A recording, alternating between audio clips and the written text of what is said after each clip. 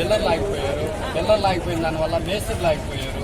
మేస్త్రులు ఆగిపోయిన దానివల్ల కూలోళ్ళు, ఈ రాడ్ బెండింగ్ వాళ్ళు కానీ, వైట్ వాష్ వాళ్ళు కానీ గత 4 నెలల పైగా మేము ఈ పరిస్థితులు వారం రోజులు మేము కావలకు వస్తే ఒక్క రోజు కూడా పనికి పోయే అవకాశం లేకుండా పోయింది. ఇటువంటి పరిస్థితి ఏ సంవత్సరం ఎప్పుడు కూడా జరగల. ఇంతకాలం ఏ ప్రభుత్వంలో కూడా జరగల. ఈ రోజు 15 రోజుల నుంచి కావలు వస్తుంటే ఒక్క రోజు పనికి పోతే అది అదృష్టభావంగా భావిస్తున్నాం. పనులు లేవు. ఏంటంటే పిల్లలు ఏమంటున్నారు, ఇసుక రావట్లేదు, మేము కట్టాం, మేము ఆదేశాము, టెండర్లు ప్రభుత్వం అంటున్నారు. వాళ్ళు ఆగిపోయిన వల్ల బేదారులు అంటే కాంట్రాక్టర్ ఏమి లేదు, పై స్థాయి నుంచి వాళ్ళకి ఆర్డర్స్ రావాలి. అధికారులు ఏమి లేదు, ప్రభుత్వం ఆర్డర్స్ ఇస్తేనే కాంట్రాక్టర్లైనా అధికారులైనా చేయలేరు.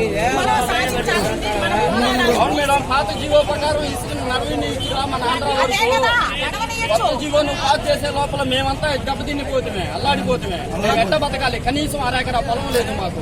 కష్టం చేసుకునే తినాలి మేము. మాకు పనులు లేవు, ఏం చేయాలి?